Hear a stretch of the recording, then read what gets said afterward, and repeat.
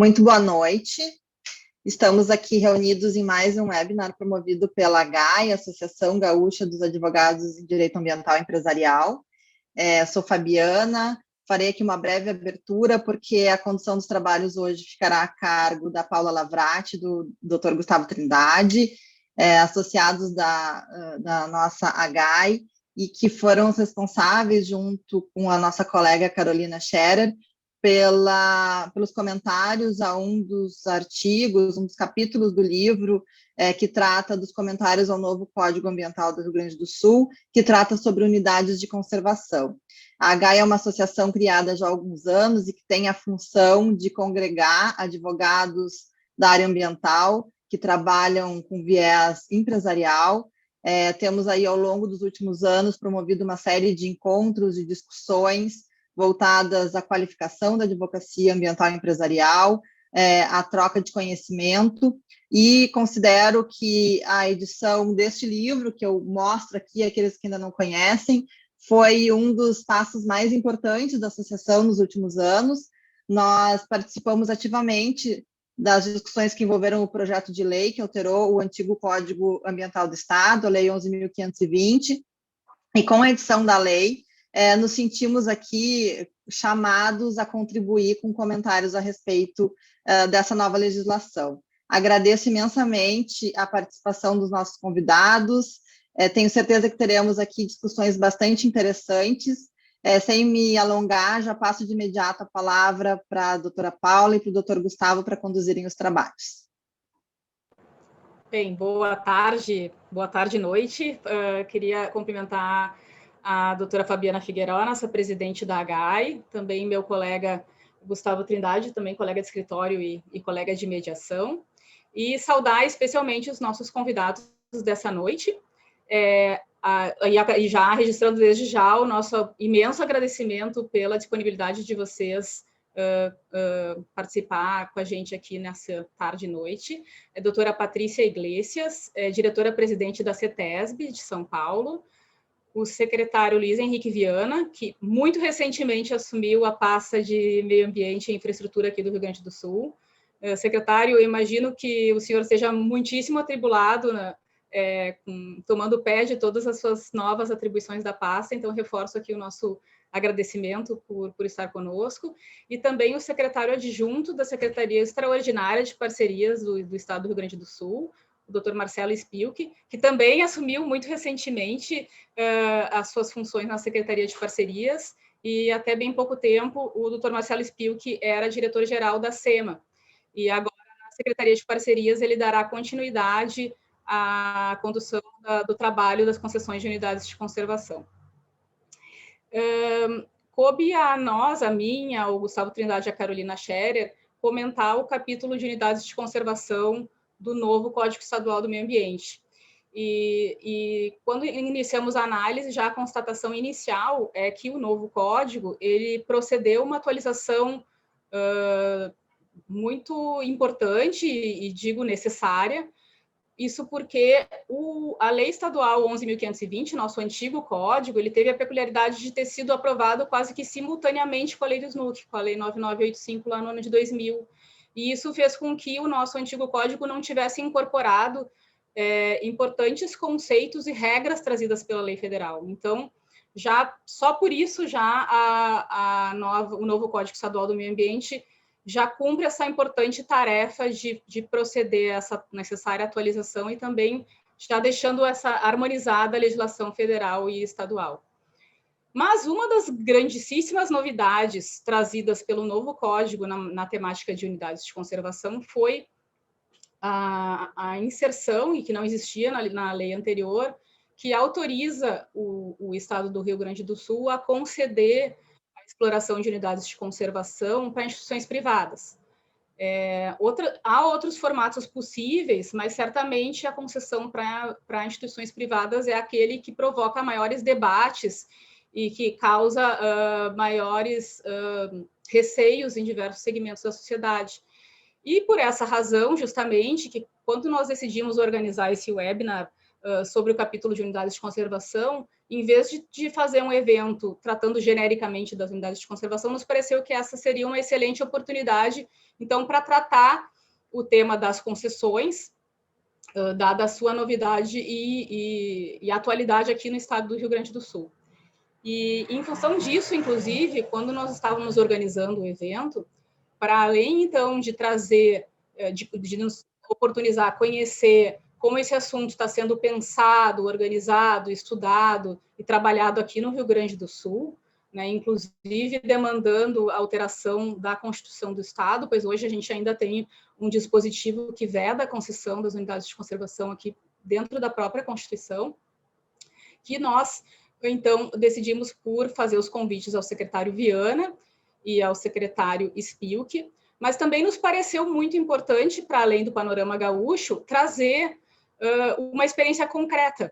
E aí o convite à doutora Patrícia Iglesias, que quando secretária estadual de Meio Ambiente de São Paulo, trabalhou ativamente pela aprovação da Lei 16.260, que é a Lei Paulista de Concessões, e depois trabalhou já na sua implementação na secretaria com as primeiras concessões de unidades de conservação lá no estado de São Paulo. Então, também a ideia aqui é, também a partir da fala da doutora Patrícia, a gente também extrair lições e insights aqui para o estado do Rio Grande do Sul. Então, doutora Patrícia, muito obrigada também pela sua disponibilidade.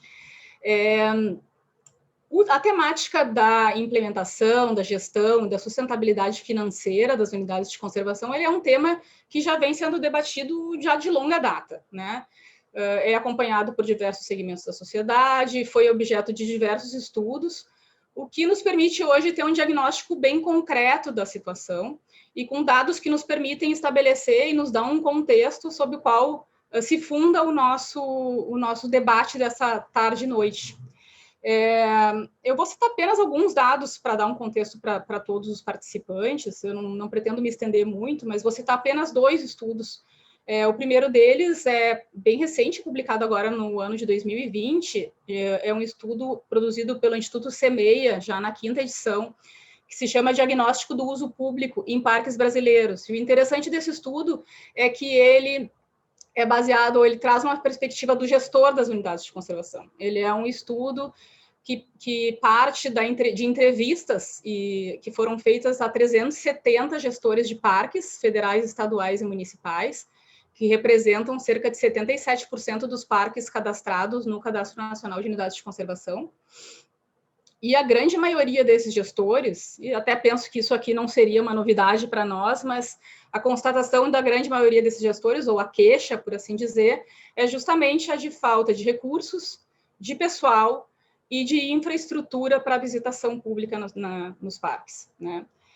No ano de 2019, ou seja, o ano anterior ao início da pandemia aqui no Brasil, 79% desses parques receberam visitantes, ou seja, o potencial, vejam que o potencial de ecoturismo é realmente bastante importante. Mas apenas 7% desses gestores consideram que as suas unidades, né, as que eles gerem, conta com uma estrutura que garanta, ou que atenda plenamente às necessidades básicas de visitação. 32% desses gestores dizem não possuir estrutura para visitação. E daqueles que contam com estrutura, apenas 7% consideram que essas estruturas, em termos de limpeza e de conservação, estão em excelente estado. Entrando especificamente na questão do financiamento das unidades de conservação, tem um outro estudo bem interessante produzido pelo Funbil. Ele é um pouco mais antigo, do ano de 2009, mas eu penso que o cenário não tenha se alterado desde então, e que dá conta que o orçamento público ainda é a principal fonte de financiamento das unidades de conservação. Nas unidades de conservação, segundo o Funbil, esses fundos, recursos públicos, eles representam 71% dos gastos, e desse montante, 80% é empregado no custeio de despesas correntes e de pessoal, ou seja, sobra bem pouco para o investimento nas unidades de conservação.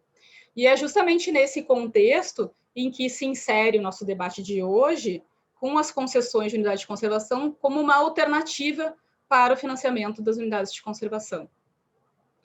Então, passemos agora ao trabalho, eu não vou me estender mais, e vou passar a palavra e apresentar a nossa primeira palestrante, então, da noite, a doutora Patrícia Iglesias, que é diretora-presidente da CETESB, que é a Companhia Ambiental do Estado de São Paulo. Ela possui titulação de livre docência, doutorado e mestrado pela USP. Em seu trajeto profissional, ela foi superintendente de gestão ambiental da USP e secretária de meio ambiente do Estado de São Paulo. Ela é professora associada da Faculdade de Direito da USP, com experiência na advocacia ambiental e na coordenação de projetos de pesquisa, com publicação de artigos em periódicos, livros publicados, participação, moderação de eventos e entrevistas, entre outros.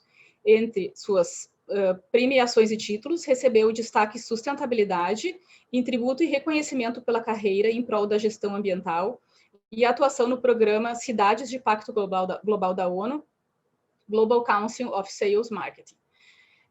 A doutora Patrícia vai ser a nossa primeira convidada. Na sequência, nós vamos ouvir o secretário Viana e depois o secretário Marcelo Spilk. Cada convidado terá cerca de 20 minutos para a sua exposição e, na sequência, nós reservaremos um espaço para os debates e nós solicitamos que os participantes coloquem no chat, por escrito, as perguntas que nós endereçaremos aos nossos convidados ao final. Então, eu vou passar a palavra à doutora Patrícia e já compartilhar aqui a sua apresentação. Muito obrigada, doutora Patrícia. Boa noite a todos, é uma alegria estar com vocês hoje em Porto Alegre, né? Mesmo que à distância, né? Mas eu gostaria inicialmente de agradecer à doutora Paula Lavrati pelo convite, também ao doutor Gustavo Trindade e à presidente da AGAI, a doutora Fabiana. Eu que venho também da advocacia, né? Muitos anos na advocacia, na área ambiental, é sempre uma ótima oportunidade de discutir num instituto que tem, numa associação que tem esse viés. Eu cumprimento também os demais convidados, senhores secretários, Luiz Henrique Viana e Marcelo Spilk, e que compartilham, né, esse desafio que é enfrentar as políticas públicas, enfrentar a gestão pública na nossa área, que é a área ambiental, e sem dúvida é um grande desafio, poucas pessoas assim se dispõem a enfrentar esse desafio, então acredito que já vale aqui um cumprimento muito especial. Como a doutora Paula colocou, nós tivemos uma experiência, né, de concessão em unidades de conservação no estado de São Paulo, e à época eu estava à frente da Secretaria do Meio Ambiente, então nós tivemos a oportunidade de trabalhar também na lei que entrou em vigor em 2016 no estado de São Paulo, e posteriormente esse início de concessões. E o título da minha apresentação já é indicativo que nós focamos muito na concessão de serviços em unidades de conservação. Então, um dos grandes medos, que é exatamente a concessão da unidade como um todo, para a legislação do Estado de São Paulo não é factível. Nós tomamos esse cuidado de colocar algumas travas na lei, a fim de que não se pudesse discutir, por exemplo, aquele escopo de proteção do meio ambiente, que é de responsabilidade, sim, do Estado. É de responsabilidade da Secretaria do Meio Ambiente, quando se trata de secretaria, ou de uma fundação, no caso de São Paulo, da Fundação Florestal, ligada à Secretaria do Meio Ambiente. O que significa dizer que uma coisa é a concessão, outra coisa é a proteção ambiental. E esse é um primeiro foco importante. Podemos passar, então, o primeiro slide. Aqui, é claro, as unidades de conservação, elas vão ter as suas características definidas pela 9985, né, de 2000, SNUC, e essa legislação, ela traz a questão do plano de manejo. Por que eu começo com esse ponto? Porque também um dos aspectos que nos pareceu muito importante à época da elaboração dessa lei foi fazer uma relação da concessão com o plano de manejo da unidade de conservação. Então, depois eu vou mostrar um pouquinho de como isso ficou equacionado, mas a verdade é que há uma ligação direta entre esses elementos. Eu preciso verificar o plano de manejo e seguir alguns passos para viabilizar a concessão. Podemos passar ao próximo.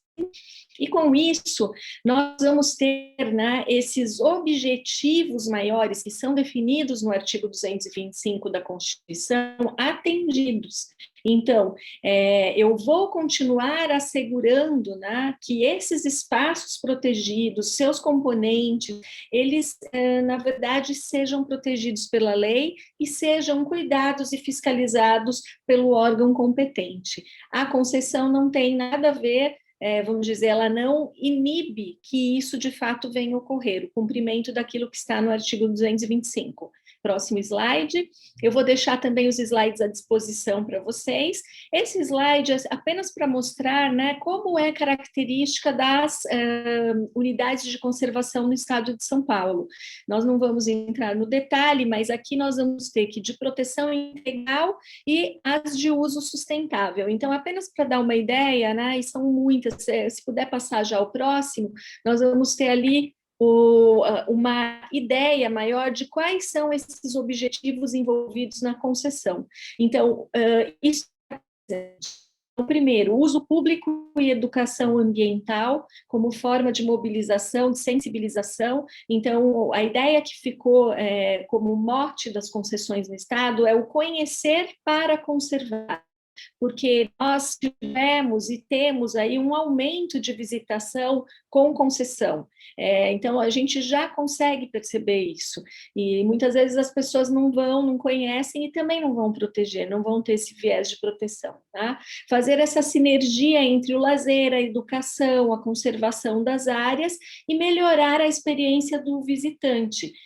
A questão também que a doutora Paula colocou da qualidade dos serviços, que é refletida nessa pesquisa do Instituto Semeia. O Semeia tem um papel muito importante, nos ajudou bastante, fez reuniões conosco no estado de São Paulo para trazer exatamente esse foco adequado da concessão. Então, fomentando sim a visitação, vocês já vão ver que a concessão ela é restrita também às áreas de uso intensivo, diversificar as atividades que são oferecidas, aumentar a arrecadação. Com isso, também promover o turismo.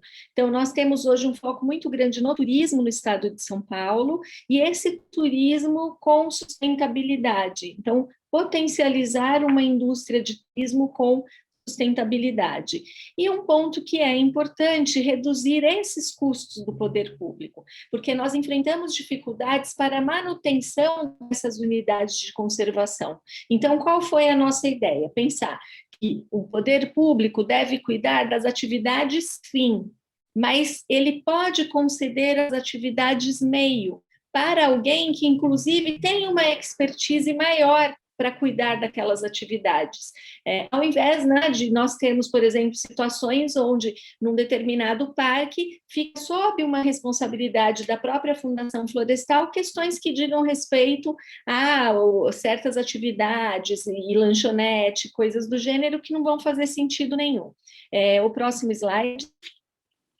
E aí, em termos práticos, nós tivemos esse marco legal, que é de junho de 2016, então, como eu disse, a época ainda à frente da Secretaria do Meio Ambiente, e que nós colocamos claramente na lei que seria a concessão da exploração de serviços e o uso de áreas inerentes ao ecoturismo. Então, a nossa concessão, ela tem essa visão, ela não é uma concessão da unidade de conservação, mas isso não impediu que nós tivéssemos muito também no Estado, porque há dificuldade, às vezes, de comunicação, né, de expressar realmente o conteúdo, há uma dúvida das pessoas que também é muito válida.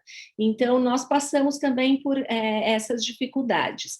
E nós temos uma série de requisitos que eu vou mostrar para vocês, mas que envolvem, em especial, né, como favorecer o desenvolvimento social e econômico das populações tradicionais e das comunidades que estejam no entorno e vamos dizer, no interior ou no entorno das áreas concedidas. Então, esse é um foco que precisa ser dado dentro da concessão, o contrato sempre prevendo, né, a impossibilidade de transferência de bens e áreas do Estado, Então, isso fica muito claro que não se trata de concessão da área, e sim do uso, da exploração do serviço, e aquilo que eu tinha mencionado, a obediência ao plano de manejo. Então, eu vou ter que, primeiro, só pode conceder em parques estaduais que tenham plano de manejo, isso nós fizemos questão de deixar na lei. Por quê? Porque o plano de manejo, da forma como ele é aprovado e passa pelo Conselho Estadual do Meio Ambiente, ele já traz uma série de requisitos para a utilização da área. Então, isso dá uma segurança na concessão da unidade do serviço, né, ou do uso de uma determinada área na unidade de conservação. Próximo slide. O que é relevante? Eu coloquei 2 pontos em especial, que essas unidades de conservação de proteção integral, elas vão ser divididas em zonas, né, por seus planos de manejo, então esses planos vão ser levados em conta, e a concessão vai ser de uma pequena fração do território. Então, sempre uma concessão de áreas destinadas à visitação pública. Significa que o Estado continua responsável pela proteção ambiental da unidade de conservação, que, a nosso ver era um elemento fundamental, né? Haveria uma dificuldade muito grande de suplantar, vamos dizer assim, as restrições que existem, inclusive na previsão constitucional, para que essa responsabilidade seja uma responsabilidade, por assim dizer, do Estado. Então, mantivemos isso. Próximo slide. E aí, eu não vou entrar em todos os detalhes, porque a apresentação fica com vocês, mas o importante é pensar que esse plano de manejo, como eu falei, tem que estar aprovado, que a atividade que vai ser desenvolvida, ela tem que ser compatível com aquilo que está no plano de manejo, então isso é uma segurança no desenvolvimento da concessão, tem que ter edital de licitação aprovado pelo órgão gestor da unidade, né? E aí uma série de questões que são relevantes, entre elas a oitiva do Conselho Estadual do Meio Ambiente, com realização de audiência pública e sempre por licitação na modalidade de concorrência. Então, aqui nós temos, né, efetivamente, uma caracterização daquilo que pode ser feito na concessão. Próximo slide. Em termos práticos aqui, então, nós tivemos uma lista de próprios do Estado que poderiam ser objeto de concessão, ou seja, também a nossa legislação não deixou em aberto para conceder todas as unidades. Nós colocamos a lista, olha, quais que podem ser concedidas? Essa. Tanto que agora nós tivemos uma mudança e uma lei. Então, isso é importante, porque cabe avaliar, né, quais são mais vocacionadas para a possibilidade de concessão. Próximo.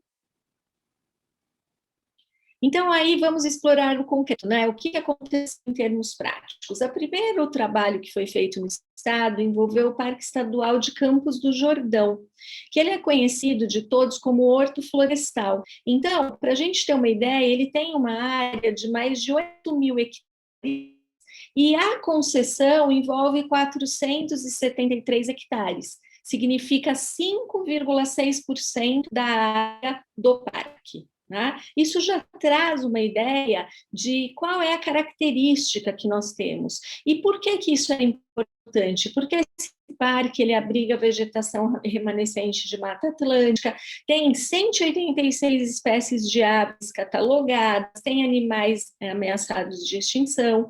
Então, tudo tem que ficar ainda por conta do Estado, do poder público. Mas há uma área que pode ser concedida. No próximo slide, então, nós já vemos que houve a assinatura do contrato, né, dessa concessão em 2019, o período de concessão foi de 20 anos, aqui o consórcio que venceu a concessão, e já estabelece um mínimo de investimento. Então, investimento mínimo de 8,3 milhões nos encargos e atividades de gestão, infraestrutura, visitação, turismo, desenvolvimento local. Vejam que é um aporte financeiro que dificilmente, né, o Estado teria condição de colocar numa única unidade de conservação. Então, esse aporte ele é bem relevante. Podemos passar para o próximo. E aí a gente vai ter ali as etapas, então são 4 isso. Então começou, né? Primeiro, tendo que iniciar a operação e as melhorias em 30 dias, depois pintar, reformar as estruturas em 90 dias, revitalizar a infraestrutura em 180 dias e expandir para novas atrações em 360 dias. Significa dizer que também a previsão é muito clara, não é simplesmente, olha, concede, aí você vai fazer o que... Não, está tudo muito bem pré-definido no próprio edital, que resultou, né, positivo, no caso, esse foi o primeiro, inclusive, nós tivemos no estado. Próximo. E nós temos também outras concessões em andamento hoje. Então, o Caminhos do Mar, que está ligado ao Parque Estadual da Serra do Mar, o Parque da Cantareira e o Alberto Loefgren. Então, esses estão já em andamento. Minar o Mosaico de Paranapiacaba. Pode passar o próximo, eu vou falar um pouquinho do que consta nesses especificamente. O Caminhos do Mar é conhecido, tá? Eu não sei se vocês conhecem aí no sul, mas é a antiga estrada de Santos, Estrada Velha de Santos.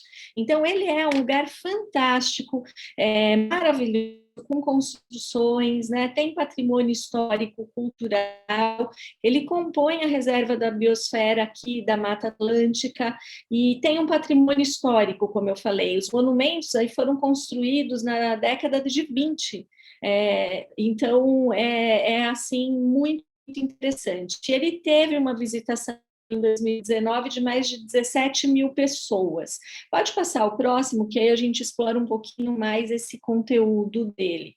Então, qual foi o objetivo? Essas áreas que estão nas imagens são lá no parque, né, nessa parte do Caminhos do Mar, e a ideia foi muito clara, olha, eu tenho que transformar o Caminhos do Mar numa destinação turística no estado de São Paulo. Então, o concessionário tem que trabalhar nesse sentido, tem que restaurar os monumentos, divulgar a história do caminho, mobilizar os ativos, criar outros ativos e promover medidas de conservação e educação ambiental para os turistas e para a população local. Pode passar o próximo. E aí, nesse caso, olha, a área da concessão também, vocês podem ver que é uma área ali onde a gente vê o amarelo, que é a própria estrada, né? Então, se concede a estrada e esses monumentos e essas construções com esses objetivos. Pode passar o próximo. Então, aqui nós incluímos o quê, né? A Secretaria incluiu na concessão. Trabalho nas portarias e bilheterias para ter uma adequação maior à necessidade do usuário, requalificar o estacionamento, a área toda, criar novos espaços. Foi estabelecido que ali caberia uma tirolesa, até pela característica, né, do local, então isso já ficou pré-estabelecido como um projeto de atração âncora para o local. Trilhas também, adequação das trilhas existentes, a casa de visitas, que é um prédio muito bonito, esse prédio histórico, então ele precisa ter uma série de intervenções elétricas, hidráulicas, e também a loja de serviços e criar um serviço de alimentação.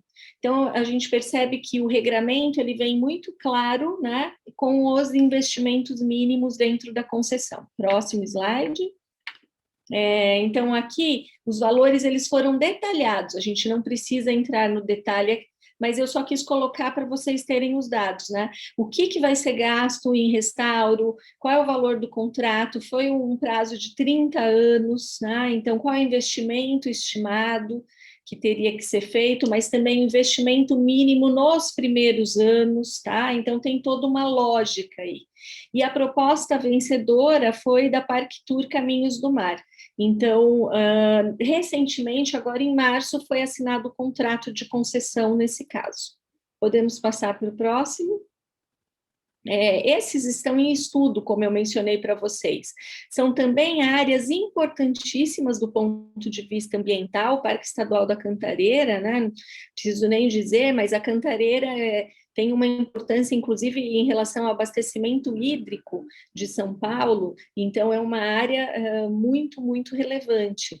Mesmo assim, ele tem visitação, a visitação é voltada para trilhas, para contemplação da natureza, então tem um potencial para ecoturismo, que precisa ser mais explorado. E o mesmo no Alberto Loefringen, que a gente vai ter função de parque urbano, porque ele está bem próximo, né, dos bairros aí, ele é bem urbano mesmo, e ele recebeu em 2019 1,5 milhão de visitantes, mas é claro que com a concessão dá para ampliar isso e melhorar. Então, a ideia também é nesse sentido. Podemos passar para o próximo. Aqui é só para mostrar para vocês, né, o núcleo de concessão, que acaba sendo também uma área pequena, né, a área de concessão ali, ela fica uma área bastante reduzida em relação ao todo do parque. E no próximo, a gente vê no outro parque que também é onde você vai ter o polo ali ecocultural, que vai ser objeto da concessão. Então, isso mostra que é sempre uma área reduzida, que tem a ver com aquilo que eu falei. A base que ficou na nossa mente foi a base do que seria a ideia de uso intensivo, área de uso intensivo. Essa seria, na verdade, a área objeto da concessão. Próximo.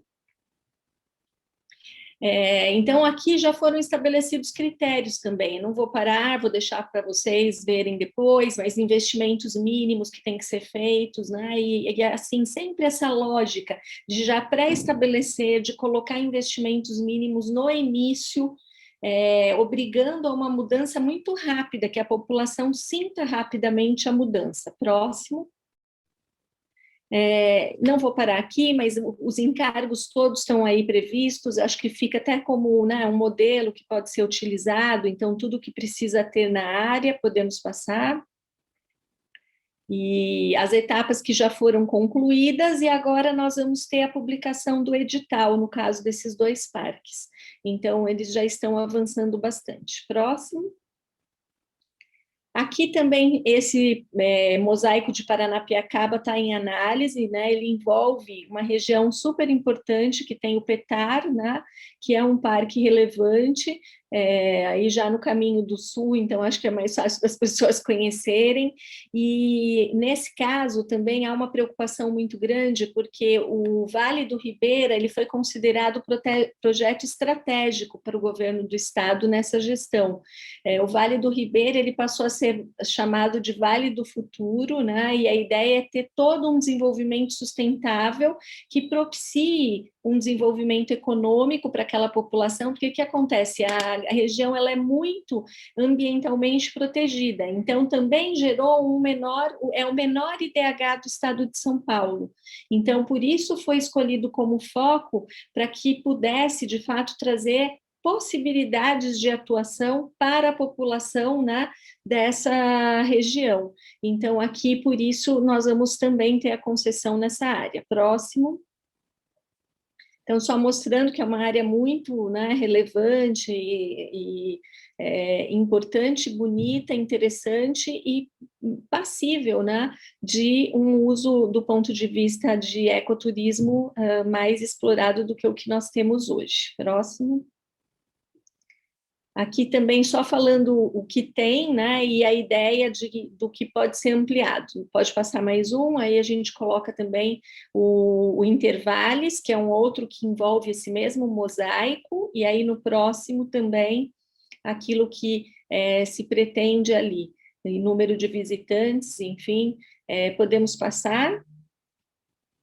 O Carlos Botelho, né? Então são todas regiões assim importantíssimas do ponto de vista ambiental, do ponto de vista de preservação. Eu fiz questão de colocar as imagens para que nós possamos entender que a concessão ela não impede e pelo contrário ela deve contribuir para a proteção das áreas, né? É nesse sentido que deve ser trabalhado. Próximo.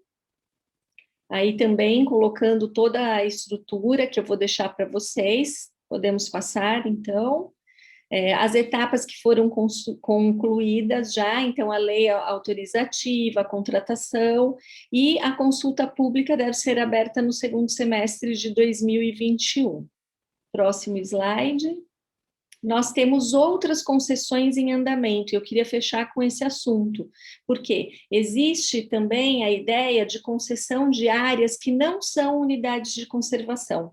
Então, nós tivemos recentemente as concessões do Jardim Zoológico e do Jardim Botânico, que são 2 equipamentos no Parque Estadual, né, ali do Ipiranga, Fontes do Ipiranga, e que a concessão envolve os serviços de visitação, o manejo da fauna, da flora, mas como não são unidades de conservação, aquela lei não seria possível para essas concessões. Então, nós tivemos em 2019 uma lei estadual específica com esse objetivo. E aí, no próximo, eu já estou encerrando, né, para mostrar para vocês que também há essa preocupação de concessão que não necessariamente esteja em unidades de conservação aqui no estado.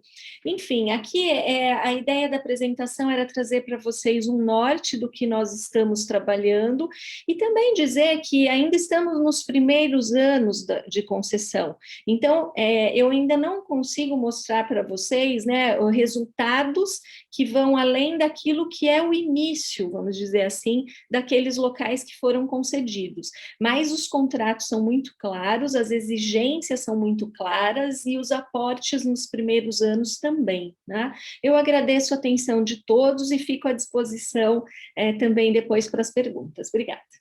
Doutora Patrícia, muitíssimo obrigada pela sua apresentação, foi muito rica, muito interessante ver e ter a oportunidade de conhecer já como isso está se desenvolvendo concretamente em outro local, e tenho certeza que vai ser de muita utilidade aqui no estado do Rio Grande do Sul. Eu passo agora, então, a palavra ao secretário Viana, o secretário Luiz Henrique Viana. O secretário, ele é formado em Direito pela Universidade Federal de Pelotas e pós-graduando em Gestão Pública. O secretário Viana iniciou sua carreira na gestão pública como secretário da Qualidade Ambiental no município de Pelotas, entre 2011 e 2012. Como chefe da pasta, ele criou o curso de Educação Ambiental e instituiu a Comissão de Termos de Compromisso Ambiental.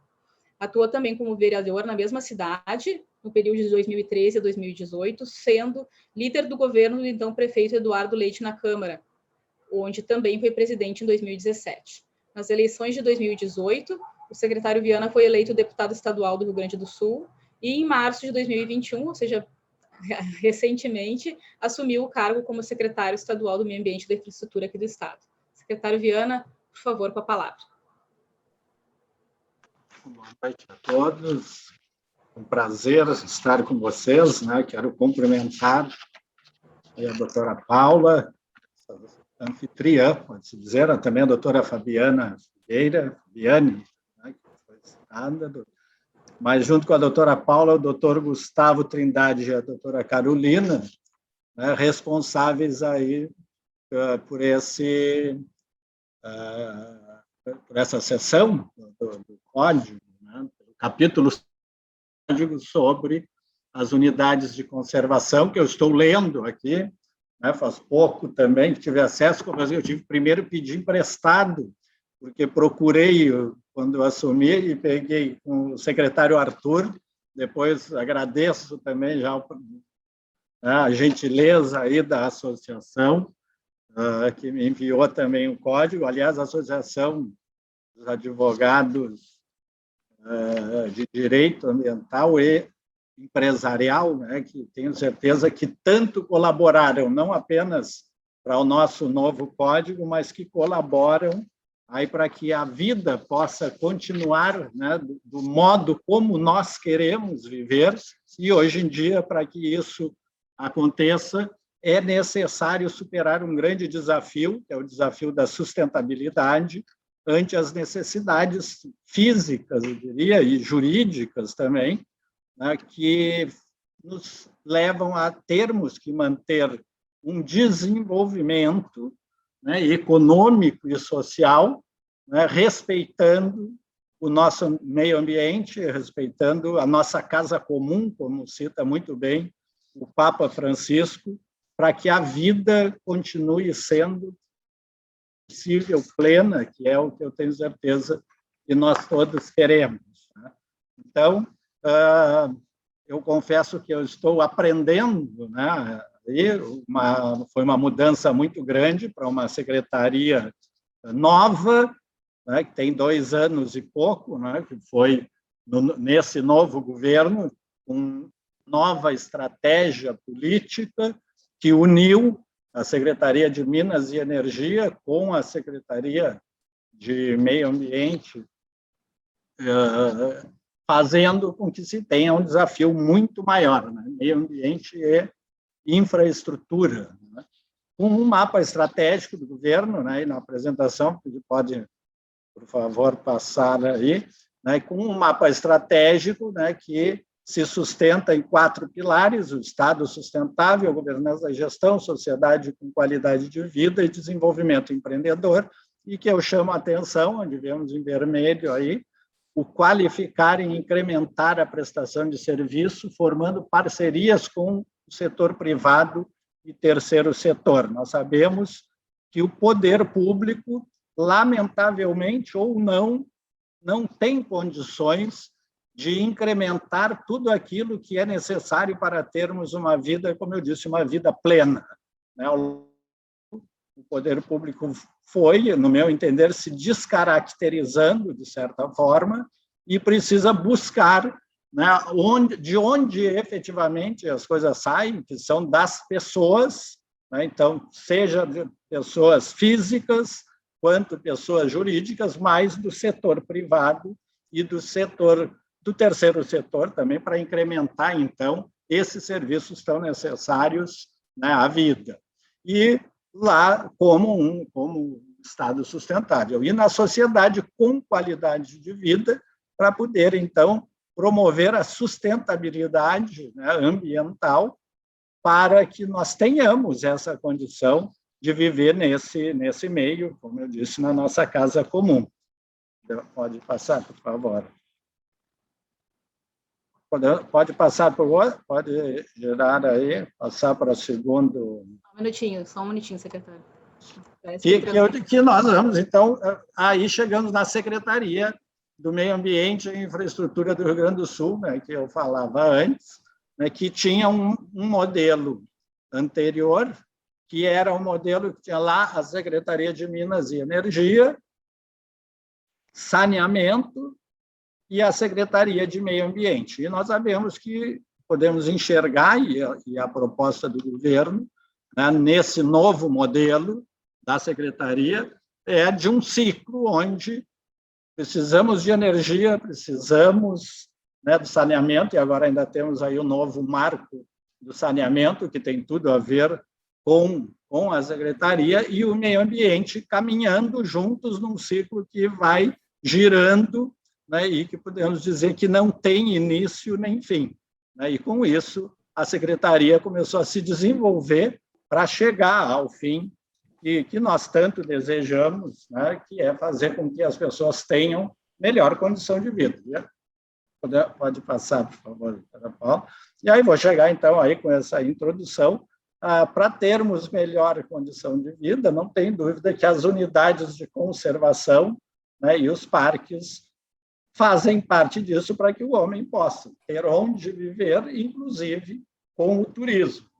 Então, nós que temos, pode passar, nós que temos aí no Estado, né, 23 unidades de conservação, né, com um distanciamento muito grande, né, dentro do Estado do Rio Grande do Sul, que objetivam a preservação de ecossistemas, possibilitando, então, de atividades como educação e interpretação ambiental, a recreação e o turismo ecológico, que cada vez vem avançando mais, e nós temos uma característica especial para esse turismo ecológico, justamente com tantos parques que temos pelo Estado e que precisam ter a possibilidade de continuarem existindo, porque sabemos que apenas a natureza, né, não seria capaz sem, né, muitas vezes nós reclamamos da intervenção do homem, mas nesse caso nós precisamos da intervenção do homem através de políticas públicas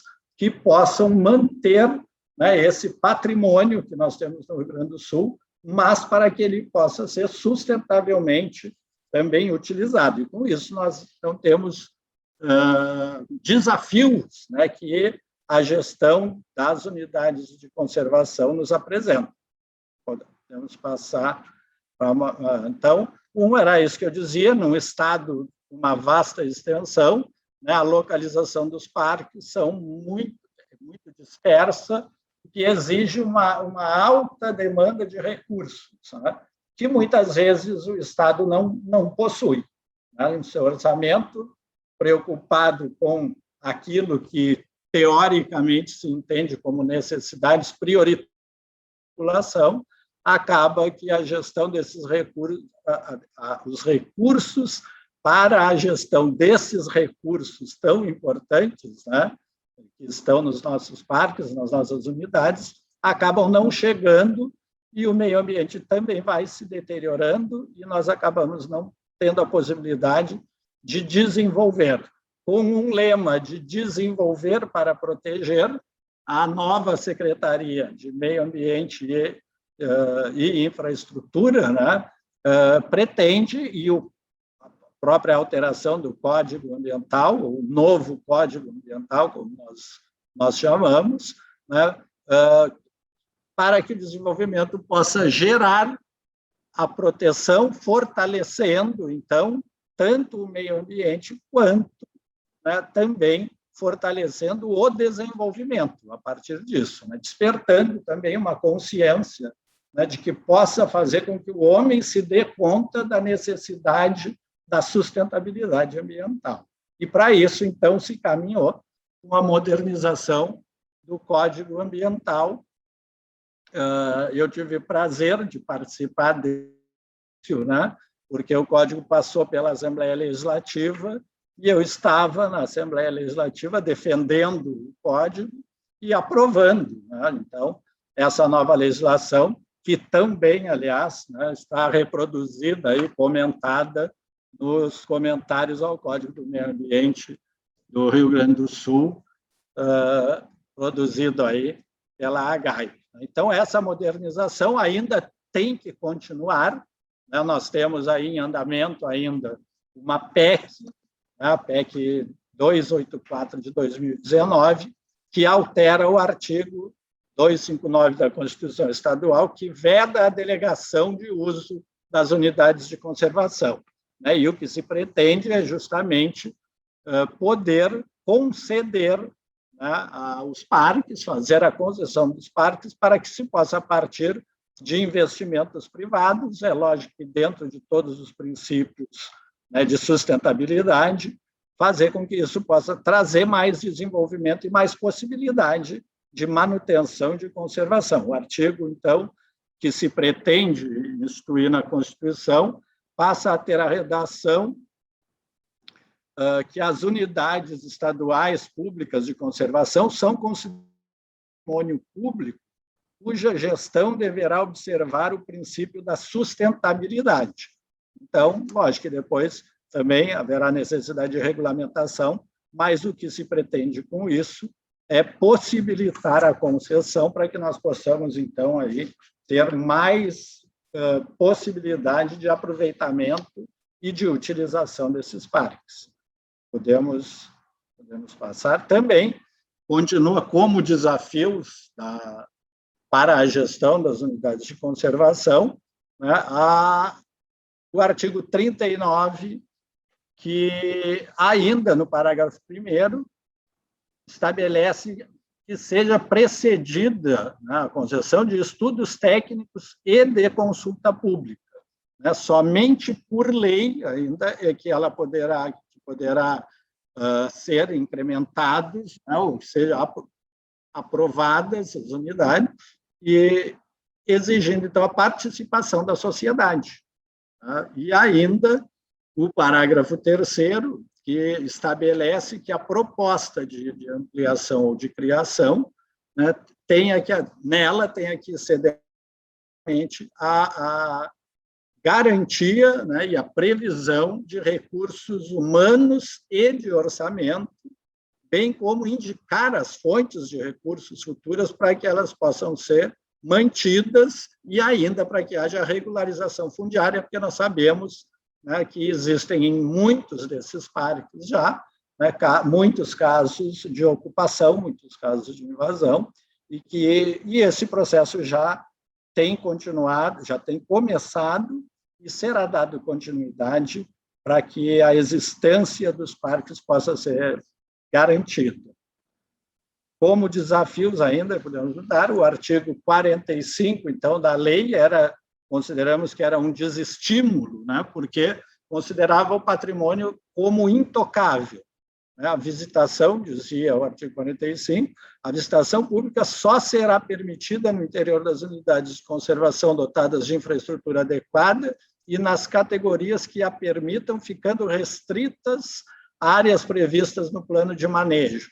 Com a modificação, nós passamos, então, para a nova redação de uma gestão sustentável com estímulo, que muito bem falava a doutora Patrícia, né, anteriormente, por tudo que acontece no estado de São Paulo, né, e o que nós queremos é isso, que a visitação pública, então, seja permitida no interior das unidades de conservação dotadas de infraestrutura adequada e nas categorias que a permitam, ficando restritas ainda às áreas previstas no plano de manejo, com cobrança de ingresso facilitado, enfim, utilização da construção e das instalações exploração, com exploração direta ou indiretamente também.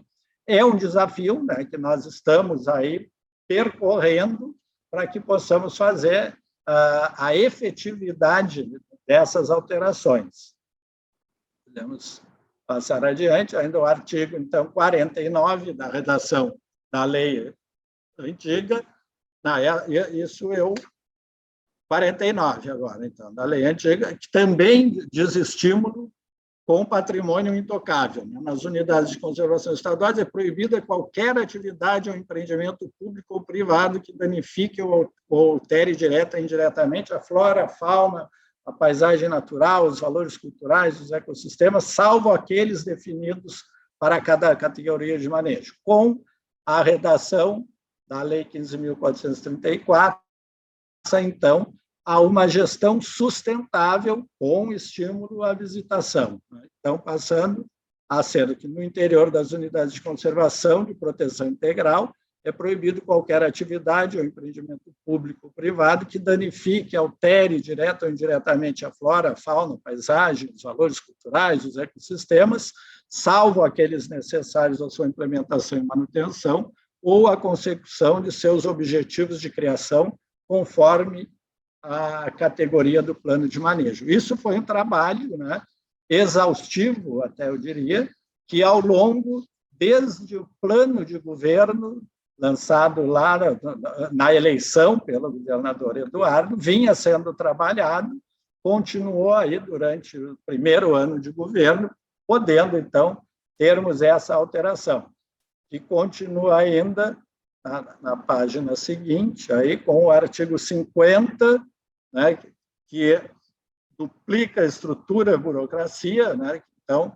deverá ser criado, dizia o artigo 50, um serviço especial de fiscalização nas unidades de conservação. Com a alteração, nós passamos para um plano operacional de controle das unidades de conservação, específicas de fiscalização, de modo que se possa cumprir, então, a proteção, a repressão aos crimes ambientais, enfim, né, com a possibilidade de convênios, e isso aí, né, vem também a importância, com outras entidades que possam prestar também auxílio para a execução dessa atividade. E a metodologia que se pretende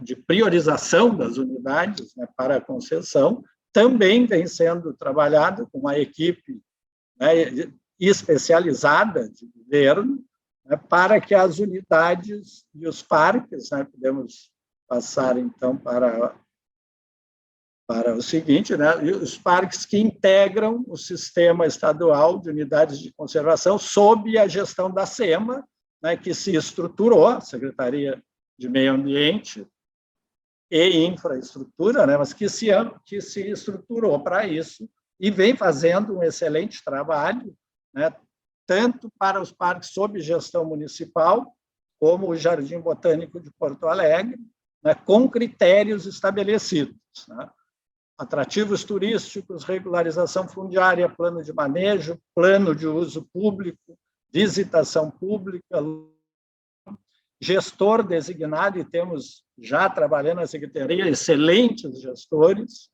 infraestrutura, equipes com analista ambiental, guarda-parque, agente administrativo, tudo isso com possibilidade, né, uma vez que a Secretaria, que cresceu muito, já vem dando condição para que seja estabelecido todo um planejamento, né, para que possa se chegar aí à concessão dos parques, né, e já vem se caminhando para isso, possibilitando também o turismo, que nós sabemos é uma indústria que pode colaborar e muito para o desenvolvimento do Estado. Então, fazendo promoção de atividades turísticas, né, e fazendo, especialmente, cumprir o papel dos parques de conservação, associado aí ao entendimento que nós temos de desenvolver para proteger, né, mas gerando riqueza e gerando oportunidades, que não são só oportunidades econômicas, mas oportunidades também, né, das pessoas a quem diretamente é dirigida essa política pública possam ter condição de acesso a todo esse patrimônio e não ficar restringido, né, a um pequeno grupo, muitas vezes, e não ficar, muitas vezes, aí correndo o risco de se patrimônio, como nós já temos visto em muitos locais, com invasões, enfim, com depredações, com falta de políticas que façam que o mínimo necessário de atividades sejam desenvolvidas, que o mínimo necessário de servidores estejam também trabalhando para que os parques possam continuar existindo. E eu tenho certeza que nós continuaremos nesse governo, né, de uma liderança, né, que eu tenho dito que é uma das maiores lideranças dos últimos tempos surgidos na política e que tem entendido a política como um meio necessário de servir, né, um meio de fazer com que, efetivamente, as condições de vida, sob todos os aspectos, possa chegar às pessoas e, especialmente, àqueles que mais necessitam. Por isso, acredito muito nesse governo, né, e em todas as pessoas que têm colaborado com ele, né, inclusive com críticas, né, inclusive discordando muitas vezes, mas é preciso que nós tenhamos aí a possibilidade de cada vez mais sermos os protagonistas da vida, né, e o homem tem essa grande virtude, ou essas grandes virtudes, né, que são a inteligência, a liberdade e a vontade.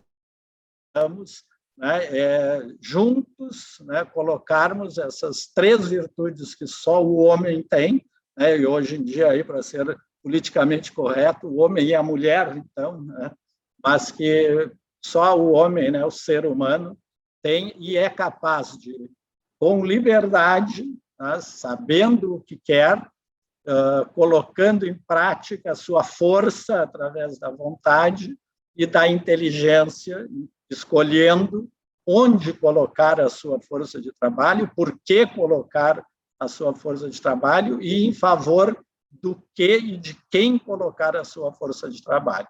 E como homem, eu tenho certeza que é possível virar essa página, inclusive, que nós vivemos de tantas dificuldades, né, e de virar também essa página que nós temos há tanto tempo de desconstituição daquela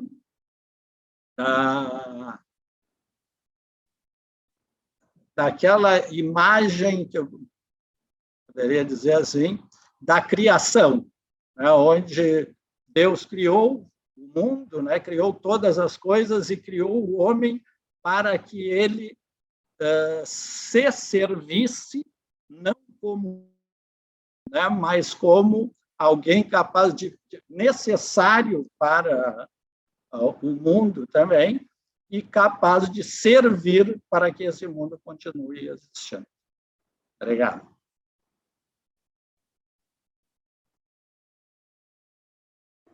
Secretário Viana, muitíssimo obrigada por esse panorama geral da Secretaria do Trabalho que vem sendo desenvolvido na parte de unidades de conservação.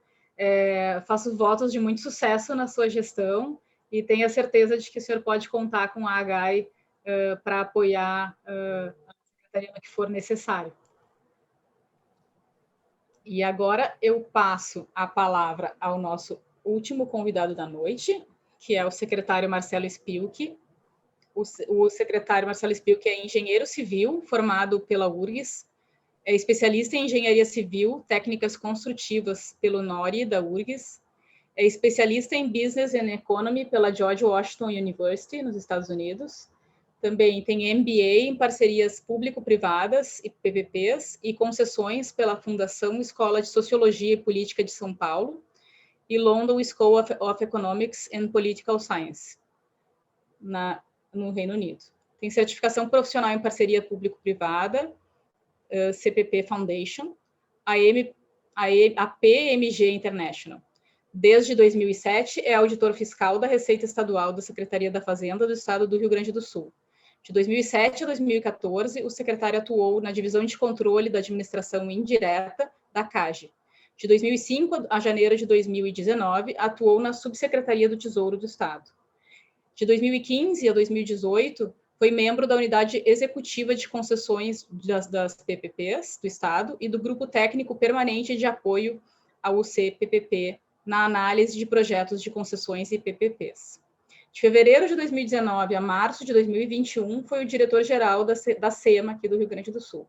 Dentre as suas atribuições, liderou os processos de desestatização das companhias estaduais de energia elétrica CE e de gás, Sulgás, além de concessões de parques estaduais.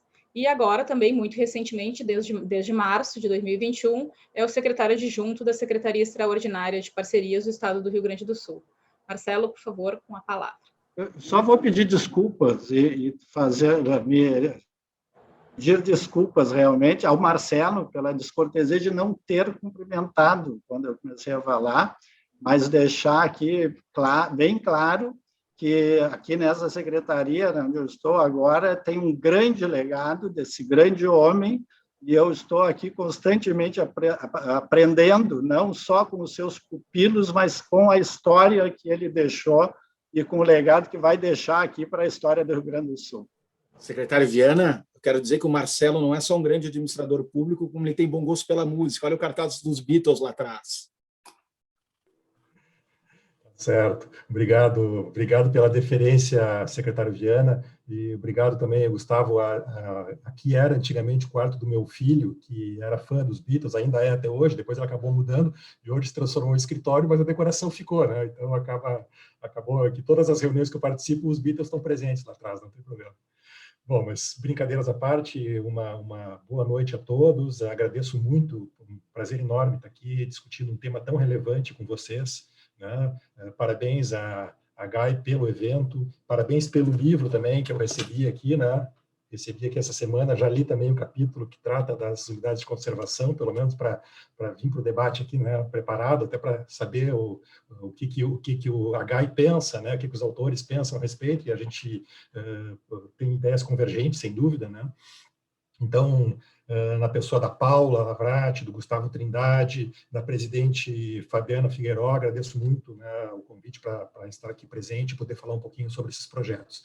E saúdo, né, então, a Patrícia Iglesias, né, que vem aí trazer a experiência de São Paulo, maravilhosa experiência, daqui a pouco a gente chega lá também, né, e o secretário Viana aí, né, que a gente tem participado diariamente aí de diversas pautas conjuntas e mesmo levando esses processos para coordenação na Secretaria de Parcerias, é um processo que continua ainda na SEMA, os parques são da SEMA, o contratante do BNDES, das consultorias que dão apoio para esse projeto estão na SEMA, então, na verdade, esse é um trabalho feito, no mínimo, a 4 mãos, aqui falando entre Secretaria de Parcerias e SEMA, mas com certeza com muito mais gente envolvida.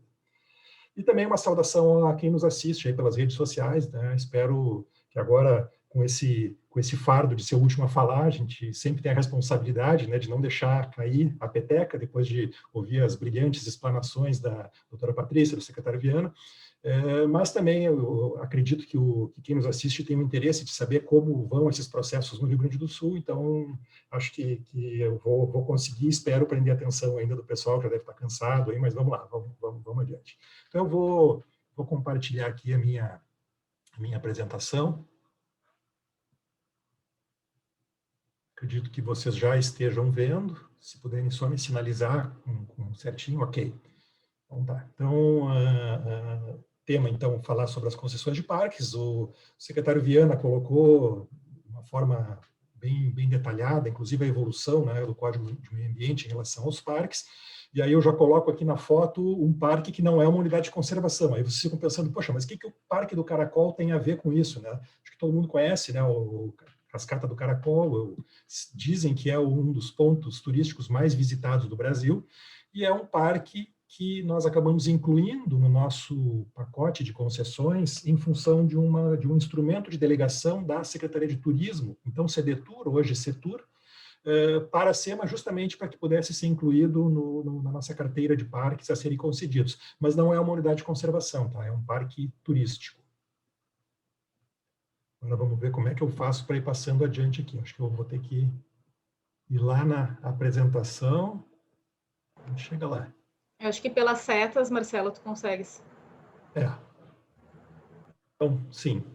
Ok. Então, a doutora Paula fez referência a esse trabalho aqui do Instituto Semeia, né, que é um parceiro nosso também. Depois eu vou detalhar um pouquinho mais. Mas esse diagnóstico, como bem colocado pela doutora Paula, ele é um diagnóstico por parte dos gestores, ou seja, dos próprios gestores dos parques, que colocam a visão deles sobre como estão os parques em termos de infraestrutura, visitação e etc. E eu destaquei aqui alguns pontos desse trabalho para a gente contextualizar em relação à necessidade dessas concessões. Então, primeiro, 45% dos gestores discordam da frase "a estrutura física do meu espaço de trabalho encontra-se em boas condições", ou seja, 55% discordam com relação às boas condições, ou de que tem uma boa condição de infraestrutura, né? 67% discordam de "possuo recursos financeiros e humanos necessários para a realização das minhas atividades".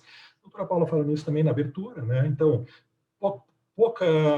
pouca gente para trabalhar, pouco pessoal, isso é uma situação que não vai mudar, gente. Infelizmente, os nossos entes federados atravessam uma crise fiscal, é difícil, o Estado tem feito um trabalho enorme aqui, liderado pelo nosso governador, que como o secretário Viana colocou aqui, tem sido uma liderança fantástica em todos esses processos, mas a gente sabe que a tendência futura é a gente ter que se acostumar realmente a trabalhar com poucas pessoas, poucos recursos financeiros e buscar criatividade, buscar alternativas que possam suprir essas necessidades. 24% apenas geram receita a partir de uma ou mais atividades de uso público. Desses que geram receita, somente 13% cobram ingressos, tá? E sendo que 38% desses têm essa receita revertida parcial ou totalmente para o parque, ou seja, pior ainda, pouquíssimos cobram. Quando cobram, a maioria, a receita vai para o Estado, vai para o município e não é revertida para o parque, o que é um problema. 62% concordam que a população local enxerga o parque como uma oportunidade de geração de renda, ou seja, enxergam que ali poderia sim gerar negócios, né, atratividades que gerassem riqueza, gerassem renda para a comunidade. 79% receberam visitantes no ano de 2019, então esse é um levantamento feito no ano de 2019, ou seja, uma grande maioria recebem visitantes. Dos que receberam visitantes, 32% não tem estrutura de apoio à visitação, ou seja, não tem um banheiro, não tem uma estrutura mínima para dar suporte para o visitante. Dentre os que possuem a estrutura de visitação, somente 11% avaliam que essa estrutura está em excelente estado. Uma situação bastante crítica, né? Para 47%, o que menos agrada é justamente isso, a infraestrutura básica inadequada. 56% dos parques já contam com uma equipe de terceiros para realizar algumas atividades, principalmente limpeza, segurança, vigilância, né? E o último ponto que eu destaco, sobre parcerias com setores público e privado, 93% dos respondentes esperam que esses modelos melhorem a infraestrutura do parque e 89% o atendimento aos usuários. Então, aqui nós temos uma massiva maioria dos gestores dos parques que acham que sim, as parcerias entre setor público e privado vão ajudar a resolver esses problemas, o que é muito bom. Inclusive, uma matéria, que eu não sei se todos aqui tiveram acesso há um tempo atrás, ela colocou que uma das poucas convergências que havia, né, entre o pessoal da área ambiental e do governo federal era justamente essa questão de concessão das unidades de conservação. Bom, então, quais são os objetivos? Né? Para que vêm as concessões? Elas vêm para superar aquilo que a gente falou. Nem todos os parques eles vão ser priorizados para concessão. A experiência de São Paulo, trazida pela Patrícia, mostra isso. Foram priorizados parques, inclusive com uma ordem. Aqui no estado nós também fizemos uma priorização e nem todos vão ser passíveis de serem concedidos. Mas naqueles que a gente conseguir fazer a concessão, em que ela for viável economicamente, socialmente, nós vamos buscar o quê? Primeiro, qualificar essa infraestrutura. Então, a infraestrutura do parque e também a infraestrutura dos entornos. Então, isso, as comunidades ganham muito com isso também. Ou seja, melhora os acessos, melhora as redes elétricas, rede de telefonia. Então, restaurantes, hotéis, pousadas, ou seja, todo o entorno dos parques acaba melhorando para dar suporte à visitação aos parques. O que mais? Disponibilizar melhores serviços de visitação, ou seja, quando o usuário chegar no parque, ele vai ter guia, ele vai ter opções de atividades que ele vai poder realizar, de ecoturismo e etc. Promover atividades turísticas em áreas protegidas, então o desenvolvimento do ecoturismo, né, que as pessoas consigam ter esse contato com o meio ambiente. Além disso, que as pessoas recebam educação ambiental, que elas aprendam sobre educação ambiental, que é importante, e isso vai levar ao engajamento da sociedade para a conservação ambiental. Eu até anotei aqui a frase da Patrícia, da doutora Patrícia, conhecer para conservar, gostei muito, é exatamente isso que a gente fala aqui, trazer as pessoas para dentro dos parques gera um engajamento. Quando as pessoas conhecem os parques, vão lá fisicamente conhecer o parque, elas acabam vendo toda aquela flora, toda aquela fauna, elas acabam se tornando defensoras daquele patrimônio. Então, isso é importante, promover esse engajamento. Promover, claro, o desenvolvimento econômico e a geração de riqueza, de renda, oportunidades de negócios para pequenos investidores, pequenas famílias que têm seus negócios na região dos parques. E uma outra questão que é muito importante, que é um suporte à fiscalização ambiental. Por quê? Nós não vamos repassar ao parceiro privado as atividades que são exclusivas do poder público. Então, fiscalização ambiental dos parques, das unidades de conservação, isso é uma atividade exclusiva do setor público. E essa atividade de concessão, ela pode ajudar nisso. Como? Bom, de várias formas. Eu vou dar só um exemplo para vocês que eu conheci e fiquei muito encantado em ver. No modelo atual da concessão, das concessões do Parque Nacional de Iguaçu, das Cataratas do Iguaçu, hoje existe um modelo de 4 concessões que está em estudo e em breve será convertido num contrato único, mas hoje existem quatro modelos. Então, por exemplo, uma das concessões que se tem lá é aquele passeio de helicóptero, que faz um passeio pelas cataratas. Esses contratos, em geral, eles acabam pagando para o poder público uma outorga, né? É uma das formas, inclusive, de critério de julgamento nas licitações, que é maior outorga, ou seja, quem paga mais para o poder público para ter o direito de exploração de atividades de ecoturismo e etc. dentro dos parques. A outorga desse contrato do helicóptero, parte dela é paga em horas de helicóptero para suporte à fiscalização ambiental. Então, imaginem aquele Parque do Iguaçu, com o tamanho que tem, enorme. Infelizmente, não há como se ter uma visão de todo o parque, de fazer uma fiscalização efetiva por meio terrestre. Existe também carência de pessoal no ICMBio, assim como em todos os entes federados. Então, voando de helicóptero, os fiscais, os agentes ambientais, eles conseguem visualizar, por exemplo, uma clareira que eventualmente já foi uma supressão vegetal, eles conseguem eventualmente ver um acampamento numa área irregular do pessoal caçando ou pescando, ou seja, eles relataram que isso ajuda e ajuda muito na fiscalização ambiental. Então vejam que aqui é a concessão ajudando nas atividades exclusivas do poder público. Então esses são objetivos principais, mas a gente poderia elencar outros objetivos aqui. E exemplos de atividade, bom, aqui na explanação da doutora Patrícia, quando mostrou um pouquinho de cada parque, a gente viu algumas, né? Então a gente tem hospedagem, que pode ser desde um simples camping ou glamping, né? Que são aquelas barracas mais refinadas, né? Como tem já em alguns lugares do mundo. eventualmente alguma pousada, ou seja, tudo isso definido conforme o plano de manejo e conforme o plano de uso público, de acordo com o SNUC. Nós temos aqui no estado também o CEUC, né, que é o Sistema Estadual de Unidades de Conservação, e tudo isso fica definido dessa forma. Então, trilhas para pedestre, ciclismo, passarela suspensa, um skywalk, como nós temos agora aqui no Canela, já foi inaugurado o primeiro aqui no estado, que é um skywalk muito bonito, muito bacana, que tem uma passarela de vidro em que as pessoas conseguem enxergar o Vale da Ferradura, estacionamento, área com churrasqueiras, praças de alimentação, restaurantes, lancherias, banheiros e vestiários, que são infraestrutura mínima, que às vezes não se tem nos parques, ou quando se tem, estão num estado bastante ruim e não se consegue fazer os investimentos necessários. Bilheteria com venda online de ingressos, que essa eu confesso que é uma frustração que eu deixo aqui para o secretário Viana arrumar na continuidade, porque desde que nós chegamos na secretaria 2 anos atrás, na SEMA, nós nos deparamos com uma realidade, que não existe venda online para os parques, pela internet, ou seja, não se pode comprar o ingresso antecipadamente pela internet e chegar lá e mostrar o celular com código de QR Code ou alguma coisa assim e mostrar na portaria. Nem pagar com cartão de crédito ou débito, ou seja, uma família que queira passar um domingo num parque, por exemplo, ela tem que se deslocar, coloca a família toda num carro. A gente sabe aqui, o gaúcho gosta muito de fazer um churrasquinho no final de semana, então vamos imaginar aqui o Parque de Itapuã, que fica aqui perto do centro de Porto Alegre, mais ou menos 1 hora do centro de Porto Alegre.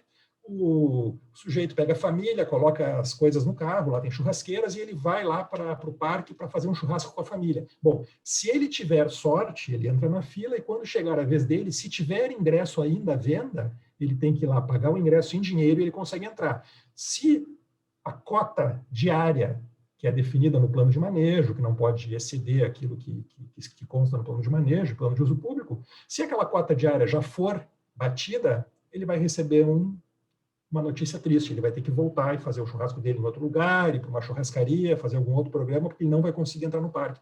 Então, vejam, gente, isso para mim é um absurdo. Mas vejam as dificuldades do setor público. Nós estamos há 2 anos brigando diariamente, brigando mesmo, porque a gente chega a quase que bater na mesa. Como que a gente não consegue fazer uma coisa dessa? Mas a gente não consegue. Então, até aqui, antes de começar aqui o evento, até perguntei aqui para o chefe da Duque se nós já tínhamos novidade, o Luciano, um abraço para ele, que deve estar nos assistindo aqui, e ele disse que tem uma reunião marcada para a semana que vem, vamos ver se a gente consegue evoluir um pouquinho, mas ainda não resolvemos o problema. Isso é uma questão que um concessionário privado ele resolve de um dia para o outro. Ele levanta o telefone, ele chama lá uma empresa que dá suporte para isso e já coloca a maquininha de cartão, venda online, etc. Então, vejam as dificuldades que o setor público tem. Sistema de transporte também, que é uma outra questão, né? Então, existem modelos hoje em que quem vai de carro até o local, até o parque, deixa o carro num estacionamento na entrada e usa sistemas internos. O Parque das Cataratas, lá em Iguaçu, é assim também, né? Então, é uma forma que se tem de se utilizar o parque com o transporte fornecido pela própria concessionária. Bom, então, como é que nós estamos em termos de estudos, né? Nós iniciamos estudos da modelagem, priorizamos, eu já passei aqui, né, para não ficar redundante com o que o secretário Viana já apresentou, como é que foram priorizados os parques. Então, o secretário mostrou ali os critérios, né, de localização, paisagismo, etc., etc. E aí eu queria falar um pouquinho para vocês que o governo federal, por meio do BNDES, o PPI, né, Programa de Parcerias e Investimentos, acertou com o BNDES. O BNDES tem um programa de parques em que se agregaram a esse programa 6 estados inicialmente, e a meta é que se chegue a 9 estados, inclusive o Rio Grande do Sul. Vocês podem ver aqui que nós estamos aqui em verde, o único estado em verde, porque nós temos um bloco separado. Por que isso? Porque nós já vínhamos em negociação adiantada com o BNDES para dar suporte às nossas concessões, então ficamos com um bloco separado e estamos na frente dos outros estados em relação a essas contratações com o BNDES. Então, nós temos aí 4 blocos que foram contratados, e o nosso bloco, então, é um bloco único, somente o Rio Grande do Sul, e nós estamos, então, com o assessoramento com o BNDES para nos ajudar nessas modelagens dos parques. E dentre aqueles parques que o secretário Viana explicou, a forma de priorização, nós temos aqui, então, 5 parques, sendo que 3 deles são unidades de conservação. Então, nós temos o Caracol, que, como eu falei, ele foi repassado, delegado a competência por meio de um instrumento legal da Secretaria de Turismo para a SEMA, para que a gente pudesse colocar junto na nossa carteira. Temos o Parque de Tainhas, Parque Estadual de Tainhas, que fica na região ali de Campos de Cima da Serra, São Francisco de Paula, Cambará, muito próximo ali dos parques federais, inclusive, que foram licitados agora, né, de Aparados da Serra, Serra Geral. Temos o Parque do Turvo, que fica lá no noroeste do estado, divisa com a Argentina, que tem o Salto do Yucumã, que é o maior salto longitudinal do mundo, com 1.800 metros, uma beleza cênica fantástica. Temos o Delta do Jacuí, que fica aqui em frente ao centro de Porto Alegre, só que o Parque Delta do Jacuí é um parque muito grande, que envolve 5 municípios, mas especificamente nós estamos falando aqui da Ilha da Pólvora, que é uma ilha pequenininha e que fica bem em frente ao centro, e que a ideia é integrá-la junto com a concessão do Cais Mauá, que também está em andamento, está se iniciando os estudos também junto ao BNDES. E, por fim, o Jardim Botânico, também não é uma unidade de conservação, mas é um parque, podemos chamar assim, né, utilizando esse nome genérico de parque, que é administrado pela SEMA, e que tem suas características especiais, né? O Jardim Botânico, ele é classificado como classe A, premissas básicas que nós temos, que ele continue com pesquisa, com todas as questões de coleções, venda de mudas, todos os 16 requisitos de uma resolução do CONAMA, que define o que precisa ser feito para que o Jardim Botânico seja classe A, isso tudo vai continuar existindo, mas algumas atividades lá vão ser concedidas para um agente privado, para que ele possa desenvolver essas atividades. Bom, esse projeto, ele foi iniciado, o kick-off, né, que se diz, né, o lançamento foi agora em janeiro, tá? Então, junto com o BNDES e as consultorias. Nós temos o próprio Instituto Semeia, como eu disse lá no início, que é nosso parceiro, ele assessora o BNDES nesses projetos, o que é muito bom. Então, eles têm essa experiência, né, essa expertise em meio ambiente, então eles nos ajudam de forma gratuita, é importante que se diga, no projeto. E nós temos um consórcio de consultores que assessoram o BNDES na modelagem. Então, nós temos a empresa SPIN, que é a líder, a Plantar Ideias, que é a empresa de arquitetura, a Valia e a Queiroz Maluf. Então, esse conjunto de empresas, liderado pela SPIN, é o mesmo conjunto que fez a modelagem dos parques federais aqui do estado. Então, o Aparados da Serra, Serra Geral, então eles têm uma expertise muito grande, conhecem o estado, então o trabalho que eles têm feito até agora realmente tem sido muito bom. Cronograma, aqui um cronograma não muito detalhado, mas aqui o que eu quero só mostrar para vocês é que até o final desse ano nós teremos as licitações já concluídas.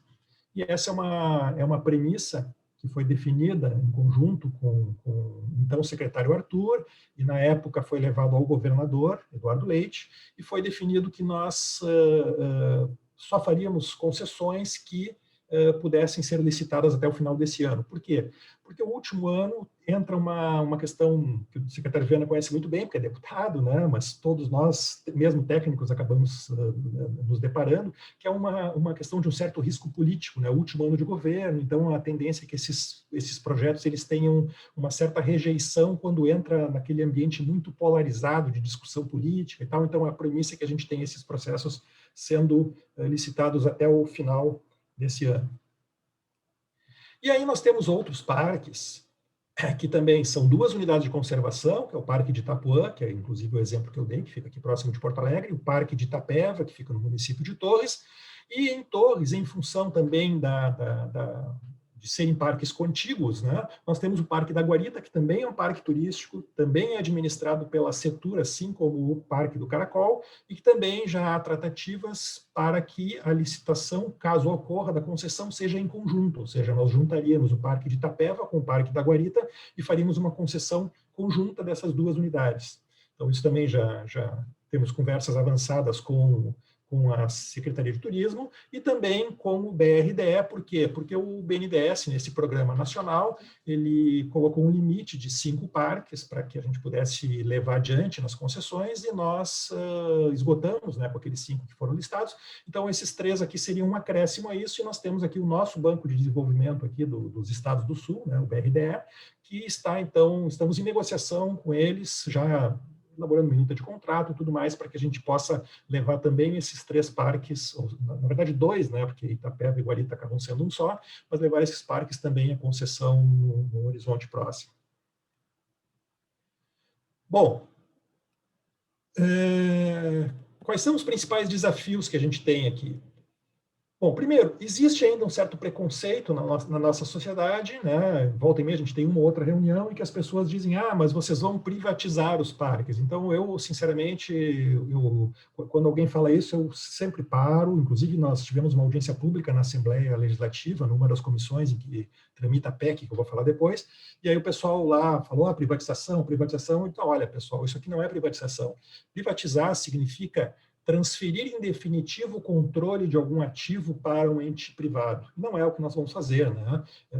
A concessão ela é diferente da privatização, porque a gente repassa parte dos ativos, então, como a doutora Patrícia colocou muito bem, é uma pequena fração da área do parque que vai ser passada de acordo com o plano de manejo, de acordo com o plano de uso público, e a concessionária ela vai desenvolver atividades naquela área ali, o resto do parque continua na mão do Estado, que tem o poder, que tem o dever, né, de fiscalização ambiental e etc., conforme já falamos aqui.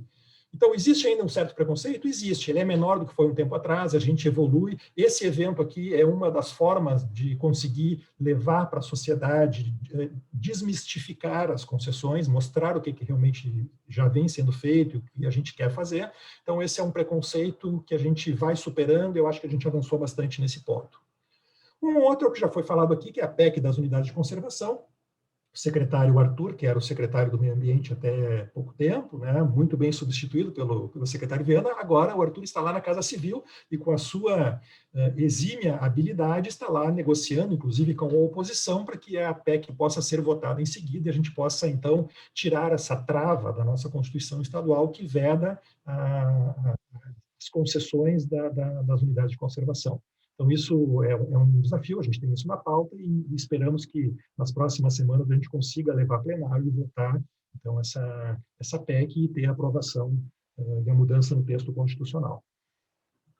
Temos ainda algumas questões, como regularização fundiária, então, por exemplo, o Parque de Itainhas, principalmente, que tem uma boa parte dele, que nós estamos com o processo de regularização fundiária em andamento, ou seja, o parque foi definido, foi criado por lei, etc., mas ainda tem algumas áreas que são privadas e nós estamos, então, com um processo bem adiantado de regularização fundiária, mas é algo que a gente tem que ter atenção. E também o cronograma, né? Como eu disse para vocês, que a gente tem o objetivo de entregar essas modelagens e conseguir levar a leilão até o final desse ano, então isso é um desafio bastante grande, nós temos então uma equipe bastante dedicada a isso, como eu disse, né? Secretaria de Parceria, Secretaria do Meio Ambiente e Infraestrutura, nós temos aí uma turma grande na SEMA comprometida com isso, fizemos um trabalho muito interessante de justamente mostrar para os servidores o que vai ser feito, que a função deles vai continuar existindo, de gestão ambiental e tudo mais, para que a gente consiga comprometimento da equipe e também agora, nesses primeiros levantamentos que nós estamos fazendo, nós estamos buscando também uma conversa com todos os stakeholders, né, como se fala, que são os envolvidos nas comunidades, então todas as associações, comunidades, quilombolas, indígenas e etc., que de certa forma possam ser impactados por esses projetos, então nós estamos trazendo eles para debaterem, para participarem do processo de concessão, da modelagem, para que a gente busque um equilíbrio e busque o melhor para todos nós. Então, gente, eu agradeço muito aqui a atenção de vocês, espero não ter passado muito do meu tempo aqui, e fico à disposição para perguntas que se tenha, e novamente agradeço a oportunidade. Secretário Spilk, eu agradeço muitíssimo a sua fala e queria informar que, como já adiantado, a doutora Patrícia ela precisará se ausentar porque ela tem outro compromisso agora às 19h30. Patrícia, muito obrigado por nos abrilhantar e nos trazer importantes informações de como o assunto vem sendo tratado no estado de São Paulo. Obrigada, doutor Gustavo, doutora Paula, também aos demais pela oportunidade e pela organização desse evento. Nós ficamos à disposição em São Paulo, caso queiram trocar alguma experiência, né, conversar a respeito, e eu deixo aqui meu desejo de muito sucesso nas concessões dos parques e das unidades de conservação no estado do Rio Grande do Sul, e peço desculpas por ter que sair mais cedo. Obrigada. Obrigado, Patrícia. Então, já começando as perguntas, agradecendo a Patrícia, e dizendo para os demais participantes que estão nos escutando, que as perguntas podem ser realizadas pelo chat, e depois eu e a Paula dirigimos ao secretário Viana e ao secretário Spilk.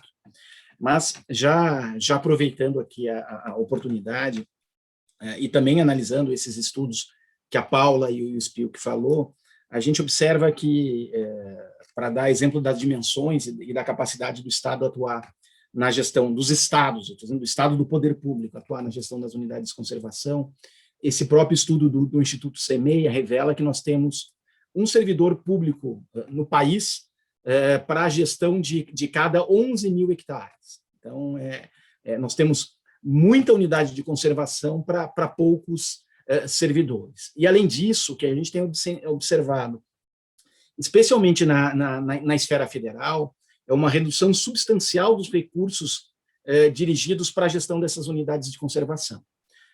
Para se ter uma ideia, a União hoje possui 334 unidades de conservação, juntando as de proteção integral e as de uso sustentável.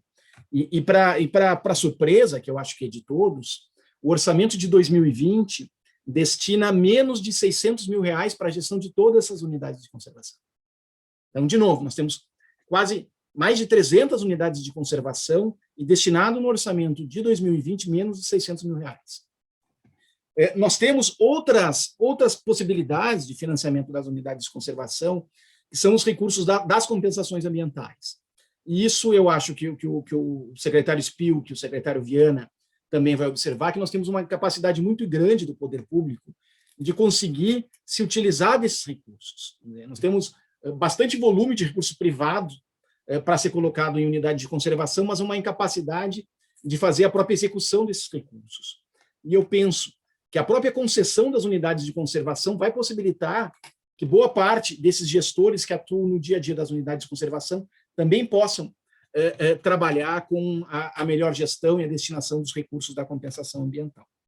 E não tenho nenhuma ideia, nenhuma dúvida, como o Spilk falou, e trago as minhas experiências pessoais, que é, conhecendo a unidade de conservação, conhecendo os nossos atributos naturais, conhecendo os nossos parques, é que nós valorizamos mais aqueles ambientes e demandamos mais a sua proteção.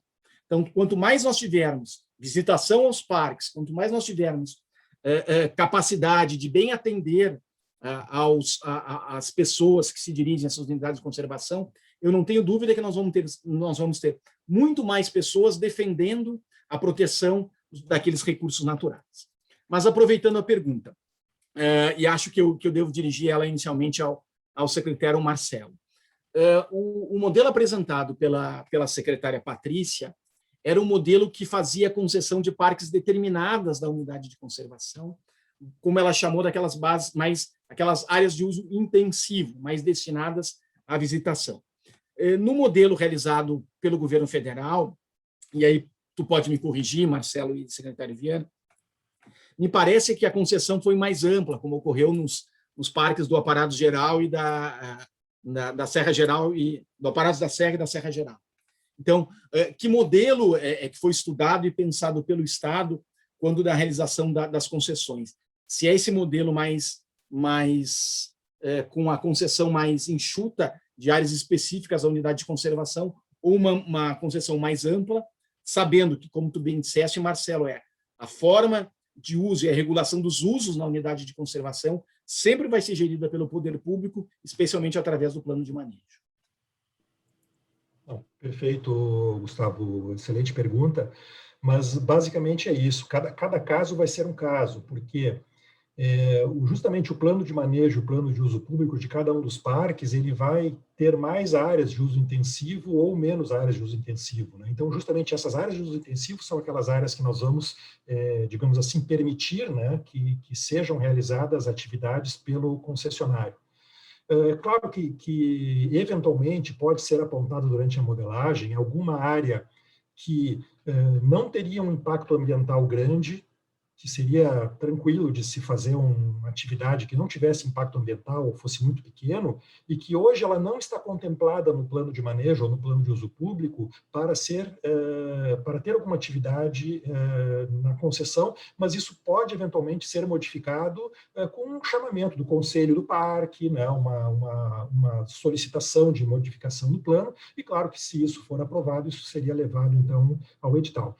Mas em geral, é mais ou menos parecido com isso que se faz em São Paulo, né? Se tem uma área pequena do parque, porque realmente tem muitas áreas que são áreas, que, digamos assim, são realmente intocáveis, né? São aquelas áreas que não se pode ter acesso, somente os guarda-parques, os gestores mesmo, e eventualmente para uma ou outra atividade de pesquisa, né? Com universidades, alguma coisa assim, mas não atividades, digamos assim, comerciais, né? Mas depende do parque, né? Por exemplo, o Jardim Botânico, o parque é muito pequeno, né? A Ilha da Pólvora, que fica aqui próxima, também é muito pequeno. Então, dependendo do caso, a gente vai ter uma proporção um pouco maior da área sendo utilizada para concessão do que em outros casos. Não, tá ótimo, secretário Marcelo. Não sei se o secretário Viana queria fazer um comentário sobre isso. Depois a gente tem mais algumas outras perguntas aqui dirigidas. Acho que o Marcelo, que trabalhou e vem trabalhando nisso, sabe muito bem, acho que está tranquilo. Eu vou aprendendo. Paula, não sei se tu quer fazer uma dessas perguntas. A gente, só informando que a gente já estourou um pouquinho o nosso tempo limite para o evento, então acho que a gente podia encaminhar o bloco final de perguntas, Gustavo. Perfeito. Eu coloco só uma pergunta, dirijo indistintamente ao secretário Viana e ao secretário Spilk, baseado um pouco na minha experiência pessoal, foi até uma questão bem impactante. Eu visitei há uns 4 anos o Parque Nacional da Serra da Capivara, no interior do Piauí, e é aquele parque que tem muitas pinturas rupestres, tem um patrimônio arqueológico, paleontológico bem importante, e ali eu tive a oportunidade de visitar o parque com um guia local. Era uma pessoa das comunidades lindeiras ali do parque, e foi bem interessante a experiência no sentido de ver como aquela unidade de conservação transformou aquele entorno, que era um entorno realmente muito empobrecido, mas, ao mesmo tempo, também criou novas oportunidades, né, de trabalho, de renda, como, por exemplo, a própria ocupação daquela pessoa que era um guia no interior do parque. E eu sei que essa costuma ser uma preocupação bastante comum quando se fala de concessões, que é como, e eu não sei se isso está sendo considerado no modelo gaúcho, que é de como, de alguma maneira, incluir ou considerar essas comunidades do entorno dentro da exploração, ou participando de atividades, criação de fontes de renda para essas populações.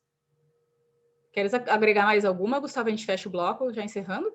Não, depois uma pergunta aqui recebida, essa seria dirigida ao secretário Viana, e creio que especialmente pela sua experiência de parlamentar, qual que é a expectativa que se tem para a votação da emenda constitucional que altera a Constituição do Estado do Rio Grande do Sul, permitindo que se comece efetivamente o processo de concessão das unidades de conservação.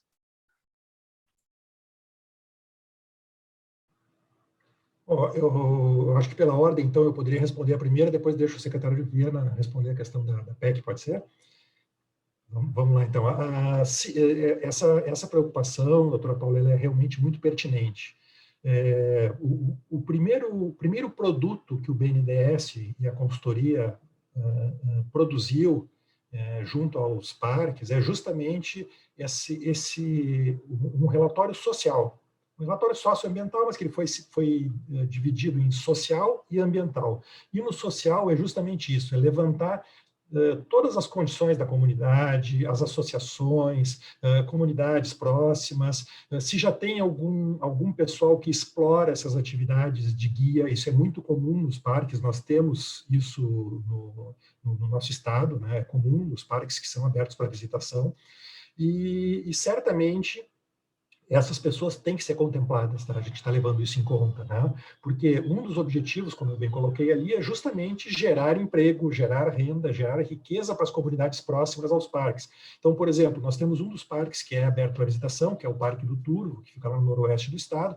Então, lá existe, né, um município muito pequeno, que inclusive hoje faz a gestão do parque, que é o município de Derrubadas, e é um município que praticamente ele vive do turismo em torno do parque, mas ainda bastante limitado, justamente porque o parque até tem condições razoáveis, tem uma infraestrutura razoável, mas se nós formos para o outro lado, o rio ali, o rio faz divisa com a Argentina, no lado argentino são várias pousadas, hotéis de qualidade, o pessoal faz passeio de barco por dentro do rio, ou seja, tem todo um aparato já de infraestrutura que nós não temos, e é isso que a gente vem buscar com um processo desses de concessão. Então, o município e a comunidade local está muito pró-concessão, porque eles sabem que isso vai ajudá-los também a gerar, né, esses empregos, gerar renda. E claro que um projeto desses com investimentos milionários, a gente sabe que para a infraestrutura de um parque são milhões que são investidos, né? Isso vai precisar de mão de obra, depois para a operação do parque precisa das pessoas para trabalhar lá, e essas pessoas são basicamente as pessoas da comunidade, pode inclusive atrair gente de fora para trabalhar lá. Então isso gera um desenvolvimento econômico muito grande para os municípios e, claro, a inclusão dessas pessoas, sem dúvida, faz parte disso. Secretário Viana, a pergunta agora era qual a expectativa que se tem nos debates no nosso parlamento a respeito da PEC. Olha, a PEC ela ainda está nas comissões, né? A tramitação, o processo passa primeiro pela CCJ, já passou há algum tempo, parecer favorável, depois já passou por outras 3 comissões de Segurança e Serviços Públicos, Saúde e Meio Ambiente, Educação, Desporto e Turismo. Aí agora está na Comissão de Finanças, com o deputado Mainardi, que é o relator. Aí é isso, é convencê-lo da necessidade de que a PEC tenha a tramitação mais rápida possível, né? Com certeza se está conversando, e ele, conhecendo muito bem também, né? E especialmente por já ter sido prefeito na sua cidade, por ter uma longa trajetória já na vida pública, conhece muito bem a necessidade que se tem de mudar a forma de administração aí das unidades de conservação, e tenho certeza que deve aí também, logo em seguida, apresentar o seu relatório, e nós temos condições ainda, nesse semestre aí, de fazer a votação com a alteração da Constituição. A última pergunta, e já dirijo para vocês, por gentileza, para as considerações finais. Foi realizada uma indagação a respeito de como, acho que o secretário Spurk está pensado o relacionamento do processo de concessões com as responsabilidades dos conselhos gestores das unidades de conservação. Toda unidade de conservação tem um conselho deliberativo, ou conselho que não tem essa capacidade seria mais um consultivo, mas, enfim, como se dá essa relação, se há um pensamento a respeito já sobre isso?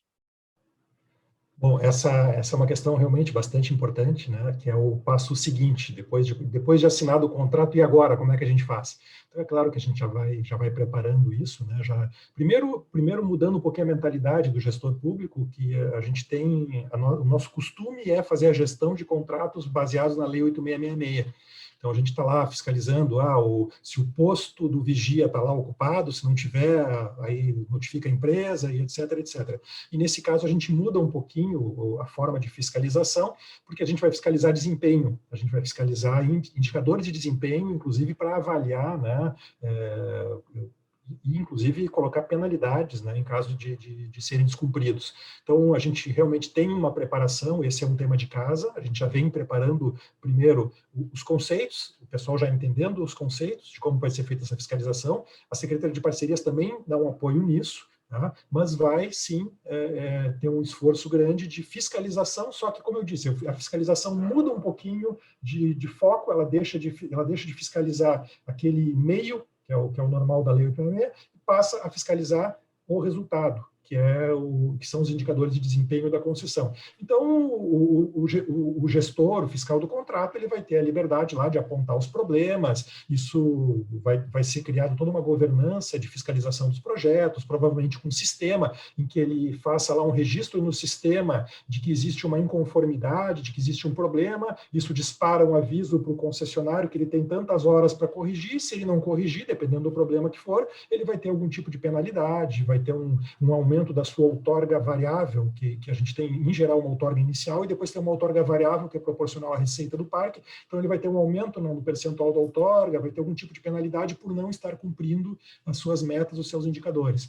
Então, importantíssima pergunta, esse é um tema de casa que a gente vai ter que superar. Só para dizer que essa pergunta foi dirigida pela doutora Luísa Falkenberg, que é conterrânea do secretário Viana de Pelotas. Então, abraço para a doutora Luísa, saudades de que nos encontrávamos e fomos juntos das diretorias da OAB. Não, legal. Então, eu queria agradecer ao secretário Viana, agradecer ao secretário Spilk, informar que nós teremos na próxima semana, também na quinta-feira, mais um debate das disposições do novo Código Estadual de Meio Ambiente. Gustavo, só que no próximo dia 22, tá? Não é próximo dia 22. E o tema é dos mais palpitantes, que vai debater o licenciamento ambiental, com o Eduardo Citolin, com a Fabiana Figueiró, com a doutora Juliana Stangerlin, com o Rafael Volquinde, da FEPAM, e com o doutor Juliano Heinen, da seccional da PGE na C. Então, agradecendo ao secretário Viana muitíssimo sua participação, secretário Spilk, muito obrigado. Fabiana, não sei se tu queres dar a palavra final, e como disse a Paula, a gente coloca, e acho que a Fabiana vai fazer isso, coloca à disposição. A palavra é de vocês, Gustavo, o evento hoje é todo de vocês, fiquem à vontade. Então, agradecendo, não sei se a Paula quer dizer, acho que a GAI fica à disposição para auxiliá-los no que for possível, e a gente gostaria de desejar uma ótima gestão para o secretário Viana, e também muito sucesso para o Marcelo Spilk nessa função também muito importante, que é trabalhar com as parcerias tão fundamental no momento tão difícil que nós vivemos, né? Então, muito obrigado. Hoje é um dia complicado, eu acabei de ver que hoje nós batemos o recorde, de novo, de mortes no país em razão da Covid, mas é importante que nós continuamos se cuidando e evitando os esforços para que nós tenhamos também um meio ambiente sustentável no nosso estado. Muito obrigado, secretário Viana, muito obrigado, secretário Spilk, muito obrigado, Paula, e muito obrigado, Fabiano, e todos os demais que nos assistiram e contribuíram para esse nosso evento. Eu também quero agradecer aos nossos convidados, né? Faço minhas palavras do Gustavo, também aos nosso público. A gente tem um público ainda bem fiel, apesar do avançado da hora. E apenas avisar que esse evento ele vai ficar gravado e ele estará disponível no canal da GAI no YouTube. Então, muito obrigada, boa noite a todos e até o próximo dia 22, às 18 horas.